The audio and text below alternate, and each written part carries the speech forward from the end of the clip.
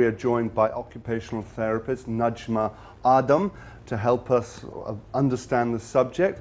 A B, we're going to talk about falaj ka patient, falaj ke baad, how to look after a falaj ka patient. And for the purpose of this exercise, Kiran is going to be a falaj ka patient, and her left side of her arm is paralyzed, like what would happen in a stroke, and that's why she has a bandage round her arm. So Najma, first of all, we're talking about some positioning techniques. Positioning patient की बहुत important है. अगर positioning सही नहीं होगी तो आगे चल के प्रॉब्लम हो सकता है कि पेशेंट जो है वो चल ना सके, या हो सकता है अपना हाथ वगैरह इस्तेमाल ना कर सके. तो बहुत ज़रूरी है कि पोजिशनिंग पे हम एम्फेसिस करें कि भाई पोजिशन सही हो.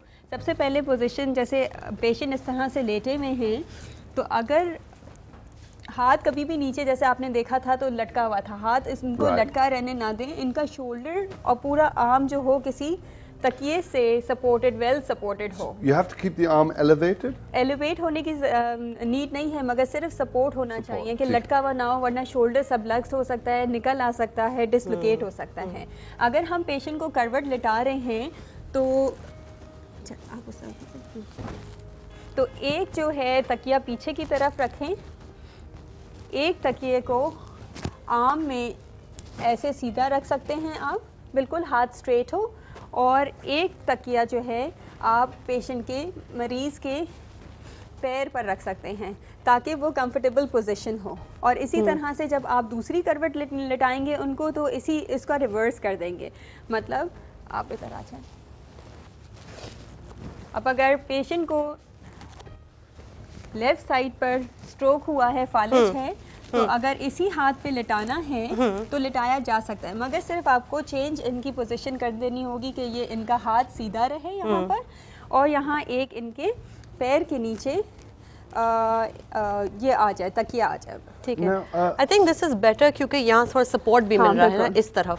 अगर हमें पेशेंट को मूव करना है बेड से उठाकर चेयर पर, एक्चुअली हमें चेयर खाली कर लेंगे. हाँ, तो हमें उनको सीधा हाथ तो या सीधा आर्म तो बिल्कुल सही है, इस वजह से ये अपने सीधे हाथ से जोर देकर, पैर सीधा पैर भी सही है, इस पे जोर देकर वो उठ सकते हैं जी.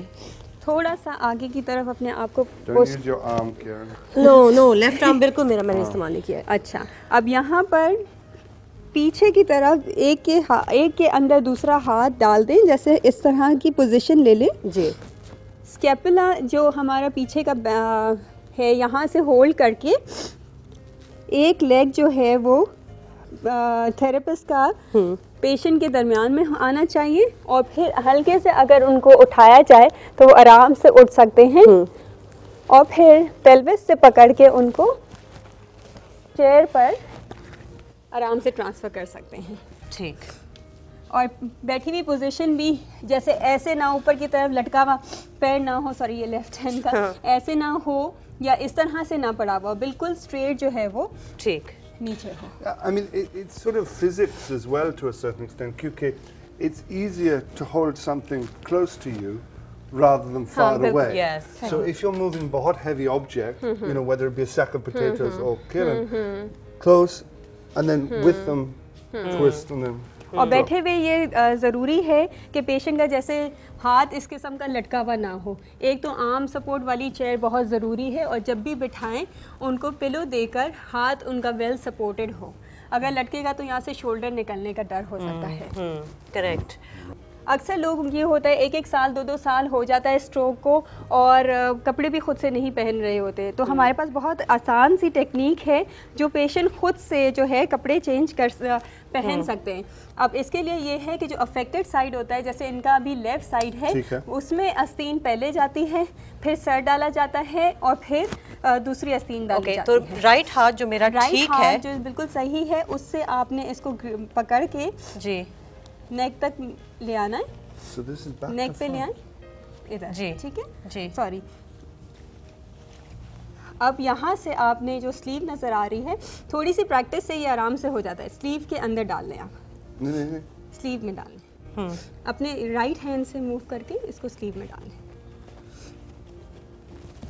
इसमें देख लें ये लेफ्ट हाथ बिल्कुल भी इस्तेमाल नहीं करिए, सिर्फ राइट हैंड की मदद से ये आराम से कर सकते हैं।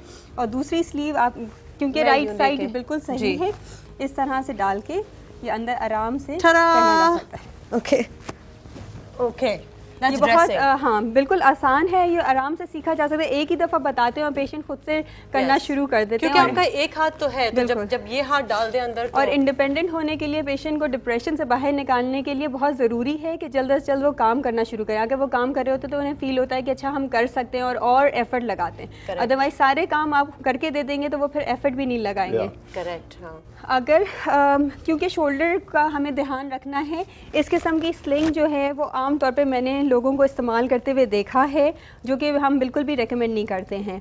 इस स्लिंग के बजाय एक छोटी सी चीज़ है, पीवीसी की पाइप मैंने यहाँ पे ले ली है, इसके ऊपर ये टॉवल रैप करके एक स्कॉच टेप लगा दी है, और कोई भी पट्टा सा आप ले लें, शोल्डर के नीचे इसको लगा के रख के इसको आगे से इस तरह से पीछे से ऐसे ले लें,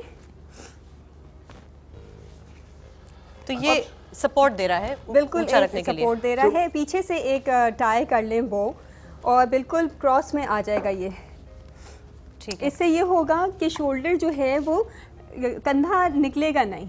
इसका जो डर होता है, हर वक्त हम वॉच कर रहे होते हैं कि कंधा बाहर ना आ जाए, तो ये बहुत ज़रूरी है कि कंधे को प्रोटेक्ट करें। मैं आपको पीछे से दिखा देती हूँ, this is the thing from the back. Cross में आ जाएगा और आगे, जैसे अजरक अक्सर लोग इस तरह से लेते हैं और पीछे से वो कर देते हैं, तो ये बहुत आसान है, ये बिल्कुल आराम से आप इसको कर। Again support here, just support. अब अगर पेशेंट को चलाना है तो राइट साइड तो उनका सही है बिल्कुल, शोल्डर को जैसे मैंने फिलहाल उतार दिया था, मगर अगर लगा हुआ है उसमें जो भी मैंने आपको बताया था फिगर ऑफ 8 करके, तो पेशेंट को ये इधर से ग्रिप करना है। ओके, इनके हाथ का और कंधे का ख्याल रख के इस तरह से यहाँ से आप होल्ड कर ले और हाथ से होल्ड करके इनको आराम से चलाएं। जोर सब मेरा सही राइट पे आ रहा है, जो मेरा सही पोर्शन है। Yeah, I mean, Kieran at the moment looks like she's struggling because she's. मेरा सारा वजन राइट पे है, that's why it's a bit hard क्योंकि my body weight is quite a lot. ठीक है, ठीक है।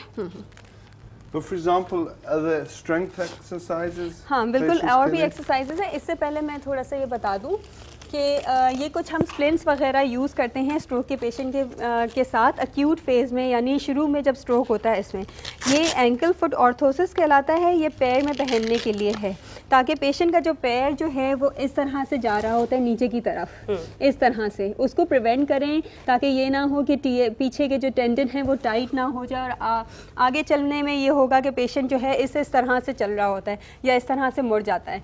तो उसको प्रिवेंट करने के लिए हम AFO देते हैं, जो कि आराम से पैर में पहना जा सकता है। पहले सॉक्स पहना के, फिर इस तरह से AFO पहना के और उसमें जॉगर्स डाल के इसको बंद कर दें, और फिर जॉगर्स इसके साथ पहने। हाँ, जॉगर्स के साथ पहने, क्योंकि जॉगर्स से बहुत अच्छा सपोर्ट मिलता है पैर को चलने में, गेट ज़रा बेहतर हो जाता है। ठीक है। इसी किस्म का स्प्लिंट जो है वो हम हाथ के लिए भी यूज़ करते हैं। ये एक्चुअली राइट हैंड का है, तो इसलिए आपको राइट में पहनना पड़ेगा। इसमें थंब की अलग से दी हुई है, और इस तरह से करके टाई कर सकते हैं। अगर आप पीछे से इसको देखें तो इधर जो है आपको यहाँ से पाम से ये कटा हुआ नज़र आ रहा है, क्योंकि पाम बहुत सेंसिटिव होता है। अगर इस पर कोई चीज़ टच होती है तो ये और ज़्यादा अकड़ जाता है और स्टिफ हो सकता है। तो कभी भी हार्ड चीज़ जो है वो पाम पे टच नहीं होनी चाहिए। अच्छा, किसी भी तेल की मालिश, ज़्यादातर लोग जैतून का तेल यूज़ करते हैं, कबूतर का खून लगाते हैं और समझते हैं शायद ठंड लगने की वजह से, पंखा बंद रख रहे हैं, AC ऑन नहीं कर रहे, और वो समझते हैं कि जी फालिज इस वजह से। ये सब मिथ है, बिल्कुल गलत वो है। सिर्फ रिहैबिलिटेशन एक्सरसाइजेस कराएं, और स्पेशली ऑक्यूपेशनल थेरेपी, क्योंकि हम फंक्शनल एक्टिविटीज़ पे जोर देते हैं, पेशेंट को जल्द से जल्द इंडिपेंडेंट करते हैं, फंक्शनल करते हैं। तो फंक्शन करने के लिए फाइन मोटर स्किल्स हम सिखाते हैं, छोटी छोटी चीज़ें पिक करना, बटन लगाना, ड्रेसिंग अनड्रेसिंग, किस तरह से, ताकि पेशेंट जो है जल्द से जल्द अपने रूटीन की तरफ आ जाए। एक्सीलेंट।